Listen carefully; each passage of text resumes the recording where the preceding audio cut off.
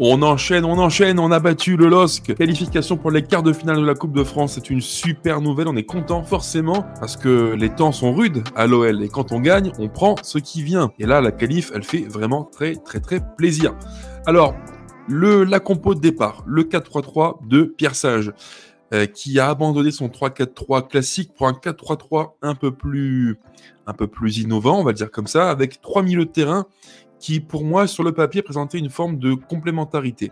Donc, Tolisso, Cacré pointe basse et en relayeur droit, Aurel Mangala, la recrue belge de Nottingham Forest. Et devant un trio intéressant également, avec Fofana à gauche, 18 ans, en pointe le fameux Gift Orban, alias le Carlos Tevez du Nigeria, et à droite, Ryan Cherki. Je pense que sur du moyen terme, voire du court terme, Pierre Sage et l'OL se tourneront vers un 4-3-3. Parce qu'on a pris au mercato des joueurs qui ont ce profil pour permettre le 4-3-3. Et typiquement, je pense que Mangala est un joueur qui va nous conduire vers le 4-3-3. Ce soir, devant, on avait Fofana, Orban et Cherki, donc 3 joueurs différents. Et je suis content du match qu'ils ont fourni pour différents motifs, pour différentes raisons. Tout d'abord, Fofana, c'est un joueur de 18 ans qui, je trouve, est vraiment intelligent. Alors, c'est pas un ailier pur, c'est pas un ailier type Nuama ou d'autres à la Gareth Bale de Tottenham. C'est pas ce profil de joueur-là, c'est un joueur plus, dans son jeu, je dirais, plus subtil. Pour moi, c'est un joueur de demi-espace, d'interligne. C'est un joueur qui est fluide techniquement, qui n'est pas très puissant, mais qui est intelligent, juste et efficace. Et il se déplace très bien. Et du haut de ses 18 ans, je le trouve vraiment juste et intelligent dans les choix qu'il peut faire. L'entame est plutôt correcte, elle est intéressante. On se crée quelques situations avant de se créer des occasions. On a eu à plusieurs reprises, 3-4 fois, l'occasion de marquer clairement. Et là encore, tout comme contre l'OM, on a eu des moments assez intéressants. Pourquoi ? Parce que typiquement, l'occasion de Fofana, celle Orban, s'il est un peu plus juste, il a 2-3 situations qu'il doit mieux négocier. Bref, on a eu les moyens de marquer. J'aime beaucoup la construction du but d'Orban. Ça part de Jack O'Brien. Le point de départ, c'est sa relance qui touche Cacré. Cacré, pour moi, c'est le moment clé de l'action. Il joue en une touche, et en une touche, de façon très spontanée, vers l'avant, directement sur Cherki, qui lui-même joue en une touche pour Orban. En fait, ce but, c'est une succession de bons choix qui vont dans le sens du jeu et de l'accélération du jeu. Trop souvent, je me suis plaint à l'OL qu'on avait des joueurs qui ralentissaient et complexifiaient le jeu, dont Cherki. Là, ce but, pour moi, il est magnifique, car en fait, il n'a fait qu'accélérer. Les joueurs n'ont fait qu'accélérer le jeu. Ils ont tout le temps voulu jouer vite vers l'avant pour maximiser les chances de marquer. C'est intelligent, c'est bien joué, et c'est ça le foot de haut niveau. C'est jouer vite, faire les choix justes. Et ce but, c'est une somme de choix très justes. D'O'Brien jusqu'à Orban, qui d'ailleurs finit très bien l'action. Donc voilà, en fait, sur l'ensemble du match, moi, je trouve qu'on a vu un OL vraiment très sérieux. Un OL qui, un peu dans le prolongement de l'Olympico, un OL vraiment investi, rigoureux, qui produit les efforts, qui joue en équipe, où chacun sait ce qu'il a à faire, beaucoup de volume de course, des replis défensifs, bref, un OL très cohérent. Et quand on reprend un peu les choix tactiques, stratégiques de Pierre Sage, moi, ce qui m'intéresse, c'est la façon dont il a disposé les joueurs sur le terrain. Quand on prend le milieu Cacré, qui était pointe basse, Tolisso, Mangala, le triangle, volontairement, était assez espacé. On a souvent vu Tolisso se projeter assez haut pour créer de l'espace par le mouvement, et ça, c'est une consigne qui me plaît beaucoup. D'ailleurs, tous les coachs qui prônent un jeu de mouvement et de position plutôt aujourd'hui en Europe sont tous des coachs qui demandent aux joueurs d'occuper l'espace, de s'éloigner du porteur de ballon. Parce que plus on est proche du porteur et plus on réduit l'espace. Là, le but, on l'a vu ce soir avec Tolisso et Mangala, c'est vraiment d'aller au plus loin possible de Cacré pour offrir des choix de passe, mais surtout créer l'espace par le mouvement et par la position. Et ça, on l'a bien fait. Il y a beaucoup d'actions qui sont en fait la conséquence de l'espace créé par le placement des joueurs. J'ai trouvé une nouvelle fois, comme pour l'Olympico, que nos joueurs, notamment offensifs, avaient tous cet esprit de combativité, de hargne. Typiquement, je trouve que Orban, il apporte ça. Gift Orban, alors il rate plein de trucs, il n'est pas toujours très juste, il faut qu'il corrige son injustesse technique, mais je trouve que dans la volonté de faire mal à l'adversaire, c'est quelqu'un qui est vraiment très fort. Parce qu'en fait, il a des appuis très très courts, très puissants, très toniques. Et puis, sans cesse, il va tout le temps provoquer dans le camp d'en face la petite erreur. Là, typiquement, sur le but de Gift Orban, sa prise de balle, il est au corps à corps avec Lenny Yoro. Et en fait, il le pousse à la faute parce qu'il est collé à lui.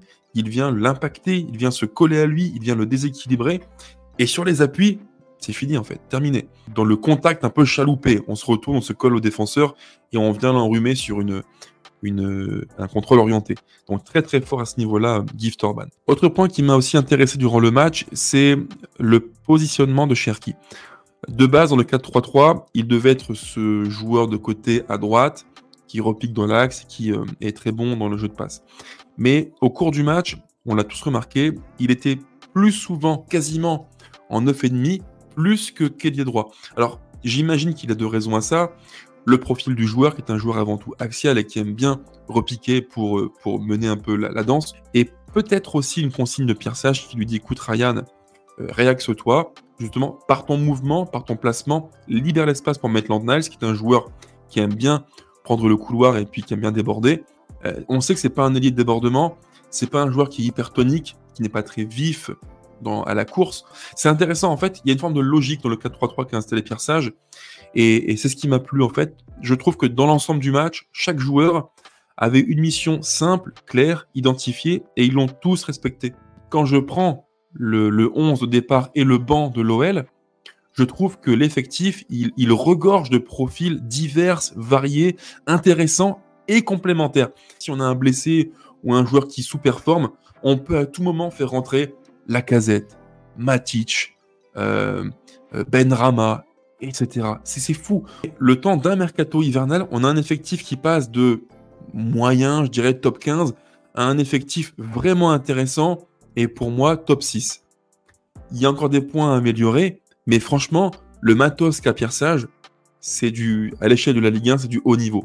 Donc c'est vraiment plaisant et c'est ça aussi qui, moi, m'emballe le plus et qui me fait croire que les perspectives d'avenir sont vraiment bonnes à l'OL parce qu'on a du talent, on a des profils, on a des registres différents et le tout emmené par Pierre Sage qui, je pense, va commencer à faire les très bons choix de joueurs sur le terrain.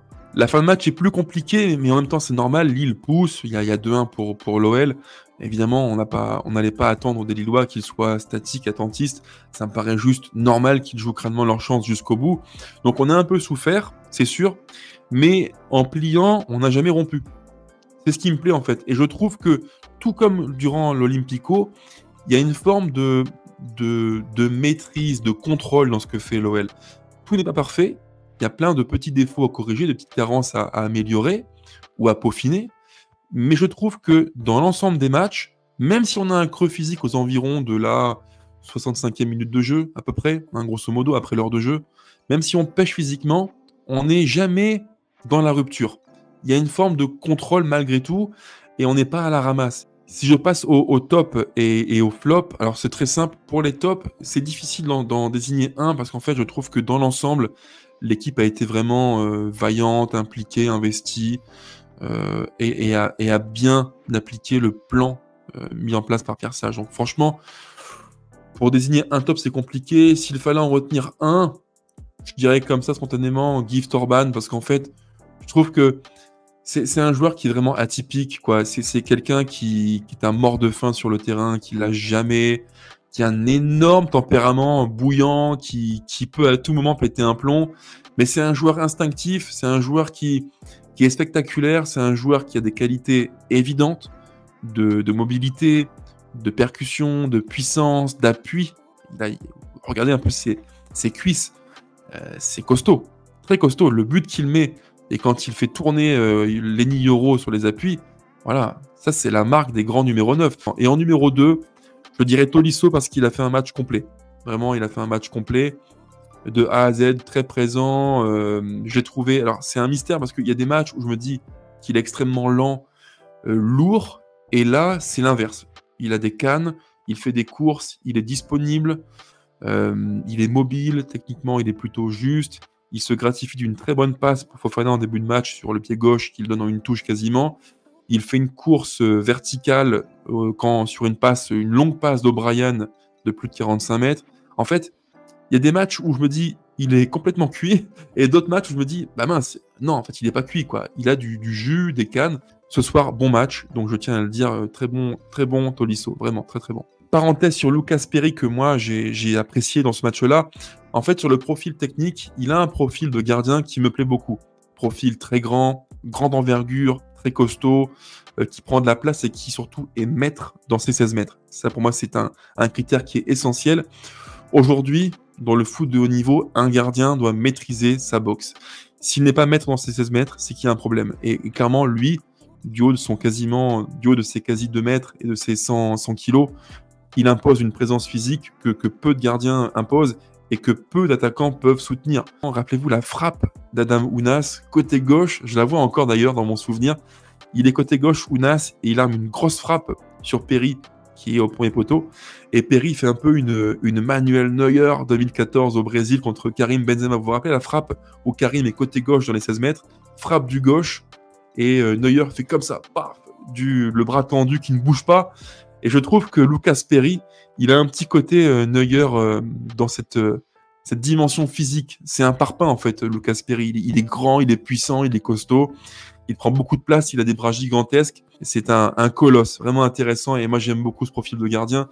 Et je suis sûr qu'à l'OL, ce sera une belle histoire et qu'il sera l'avenir du club, j'en ai aucun doute.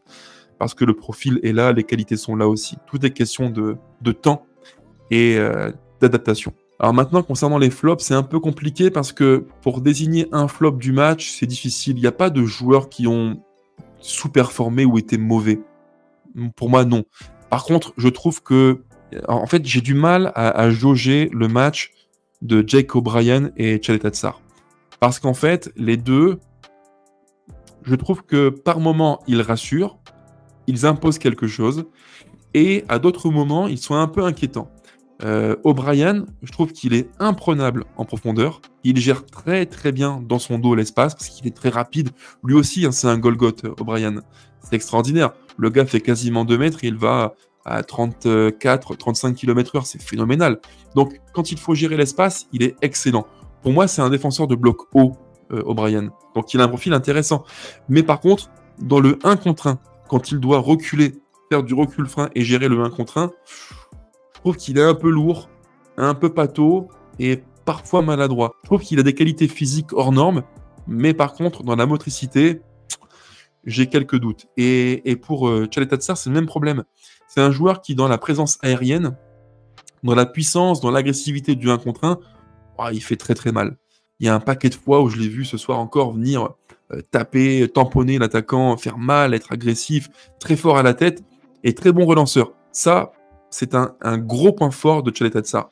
Par contre, il y a un point qui m'inquiète plus et qui rejoint un peu mes craintes sur O'Brien, c'est que parfois, dans la gestion du 1 contre 1, je trouve qu'il est lent, lourd et parfois un peu à la limite de disjoncté.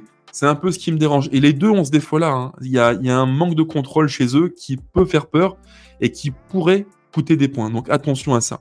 Mais néanmoins, dans l'ensemble du match, voilà, c'est pas non plus des flops, c'est des joueurs que je traîne un tout petit peu en dessous des autres. Mais ça reste, dans l'ensemble, positif. Voilà les gones, mon débrief du match contre le LOSC. J'espère qu'il vous aura plu. Dites-moi en commentaire, dites-moi bien ce que vous avez pensé du match, quelles sont vos remarques sur la tactique de Pierre Sage, sur les prestations individuelles des joueurs, les tops, les flops, bref. Dites-moi tout en commentaire, ça m'intéresse beaucoup et j'irai lire ça avec grand intérêt. Et je ne pouvais pas finir la vidéo sans vous dire un énorme merci les gones, parce qu'on a passé la barre des 1000 abonnés. C'est juste dingue, c'est extraordinaire. Je n'arrive pas à y croire. Parce que je me revois il y a 2 mois de ça en train de dire à Flo et à Matt, les gars, il faut que je parle de foot, ça me manque, les vidéos YouTube, je veux en faire, ça me manque trop en fait. Je prends la caméra, je prends le micro, l'ordinateur allumé et je fais une vidéo YouTube. C'était il y a 2 mois, on a commencé de rien, on avait 0 abonnés et puis ça a pris très très vite. On a grimpé 100, 200, 300, 500, 600, 700, 900 et 1000 abonnés. Parce que oui, la passion, on l'a, le foot, souvent je le dis, mais c'est ma religion depuis tout petit. Depuis que j'ai 5 ans, je joue et regarde le foot au stade ou à la télé. C'est un grand morceau de ma vie, le foot. Et si je peux en partager un petit bout avec vous, c'est un plaisir immense. Merci beaucoup, vraiment un immense merci. J'ai été inondé de messages sur YouTube, sous les vidéos, en privé, sur Twitter. C'est tellement sympa. Et je ne vous cache pas que je suis vraiment très très ému.